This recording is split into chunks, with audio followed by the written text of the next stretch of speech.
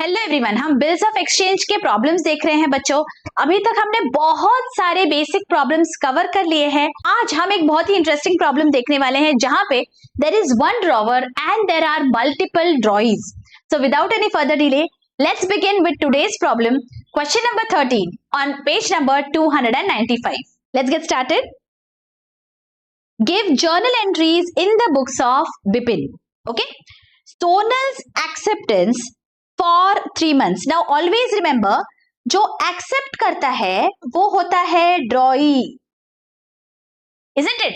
जो ड्रॉवर है वो लिखता है और जो एक्सेप्ट करता है उसे हम ड्रॉई बोलते हैं। तो अगर सोनल ने एक्सेप्ट किया मतलब Sonal has become the ड्रॉई in this case, और ड्रॉई के बुक्स में क्या होता है? Bills payable, right? इसका मतलब बिपिन के लिए this is a bill receivable.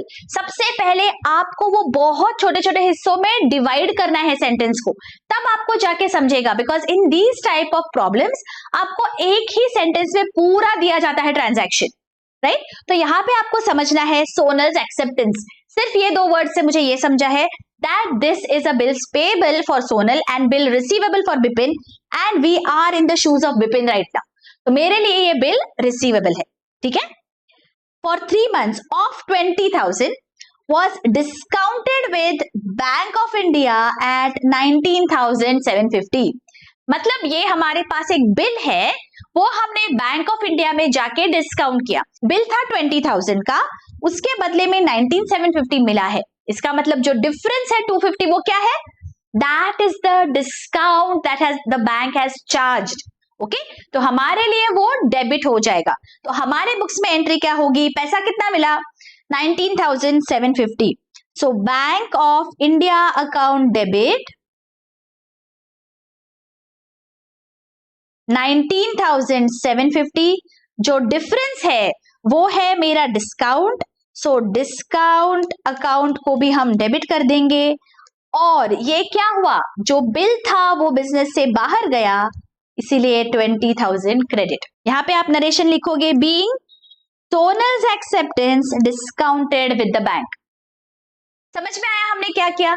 सी, यहाँ पे ना आपको थोड़ा कॉशियसली धीरे धीरे सेंटेंस को पढ़ना है। It is not difficult, but yes, there are many things that are happening. You have to understand and then you have to write the journal entry. Journal entry देखेंगे तो आपको लगेगा दिस इज सो इजी। जो problem है वो समझना जरूरी है यहाँ पे, ठीक है? आगे, ब्रिंदास एक्सेप्टेंस। अगेन ब्रिंदा ने एक्सेप्ट किया मतलब ब्रिंदा के लिए बिल्स पेबल, हमारे लिए bills receivable of 14,400 retired 1 month before the due date at a rebate of 12% per annum. हमारे लिए ये बिल रिसीवेबल था ब्रिंदा से, ठीक है? और ब्रिंदा ने क्या किया? हमें जल्दी पैसा दे दिया, रिटायर कर दिया बिल को। 14,400 का बिल है, bill receivable from Brinda is 14,400। उसने 1 month before the due date retire किया, जिसके लिए 12% पर एनम हमें रीबेट देना पड़ा, हमारा नुकसान हो गया। सो 12% of this, but this will be for the entire year. हमें सिर्फ 1 महीने का चाहिए। कितना आ रहा है? This will be 144। This is the rebate और द डिस्काउंट। ये हमारा नुकसान हो गया बिकॉज हमें जो बिल मिलने वाला था उसके बदले में इतना पैसा कम मिलेगा। कितना? देखो, टोटल है 14,400, ये हो गया रीबेट, तो कितना पैसा मिला actually? 14,256 is the amount that has been received. Is this clear? तो हमारे बुक्स में एंट्री क्या आ जाएगी? कैश और bank account debit 14,256, discount account debit, ये रीबेट हमने अलाउ किया है, हमारे लिए ये एक्सपेंस हो गया 144 to bills receivable 14,400। Okay, this is retirement of the bill. 14,400 के बिल के बदले में मुझे इतना मिला, इसलिए जो डिफरेंस है दैट इज माय डिस्काउंट, इसलिए मैंने उसे डेबिट कर दिया। Is this clear? ओके, आगे रेखाज एक्सेप्टेंस। अगेन रेखा ने एक्सेप्ट किया मतलब रेखा के लिए बिल्स पेएबल है, तो बिपिन के लिए it is bill receivable of 8,500 is endorsed in favor of Gayatri, मतलब there is a third party Gayatri, उसको हमने वो बिल एंडोर्स कर दिया in full settlement of her account. her मतलब कौन है? Gayatri's account of 8,650. मतलब Gayatri was our creditor. Vipin की वो क्रेडिटर थी फॉर 8,650, लेकिन उसे जो बिल दिया है वो सिर्फ 8,500 का है। तो जो डिफरेंस है 150 का, ये क्या है? जिसे हमने देना चाहिए था 8,650, उसे हमने सिर्फ 8,500 दिया, तो 150 रुपए का हमारा प्रॉफिट हो गया, हमारा मुनाफा हो गया। तो that is a discount that we have received, तो इसे हम क्रेडिट करेंगे। समझ में आया ट्रांजैक्शन? तो हमारे बुक्स में एंट्री आखिर क्या हो जाएगी? गायत्री हमारी क्रेडिटर थी, अभी हमने उसका अकाउंट सेटल कर दिया, तो उसके अकाउंट को हम डेबिट कर देंगे सो दैट उसका अकाउंट नलिफाई हो जाए। 8,650, इसके बदले में हमने उसे बिल दिया है, तो बिल रिसीवेबल हमारे बुक से बाहर गया 8,500 का, और हमें जो डिस्काउंट मिला वो भी हम यहाँ पे क्रेडिट करेंगे, दैट इज आवर गेन। यहाँ पे नरेशंस लिखना मत भूलना, okay? Is the transaction clear? Okay, चलो आगे। बच्चों, अगर आपको लेक्चर्स अच्छे लग रहे हैं, अगर एक्सप्लेनेशन अच्छे से समझ रहे हैं, do hit the like button, do subscribe and do share these lectures with your friends and colleagues. Bachcho, in a classroom setup, I can understand from your expressions that how are you finding the lectures. But in this particular setup, it is difficult for me to understand unless and until you show your appreciation by hitting the like button and by commenting in the comments below. So let the comments pour in and do share these lectures with your friends and colleagues. Thank you so much.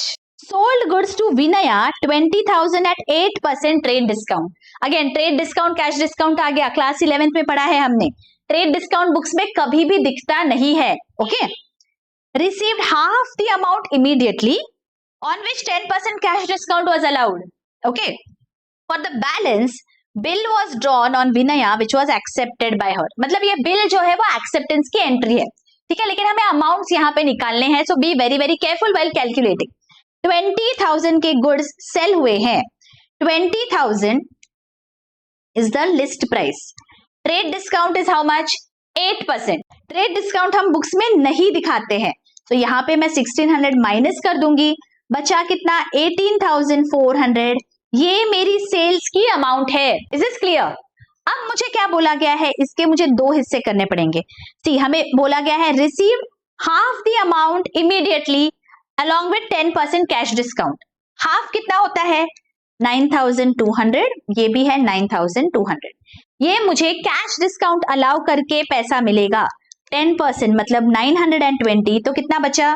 8,280। मतलब इतना cash मिला है, और ये जो है balance, ये मुझे बिल के रूप में मिला है, बिल मिला है इसके बदले में। This is the transaction that has happened.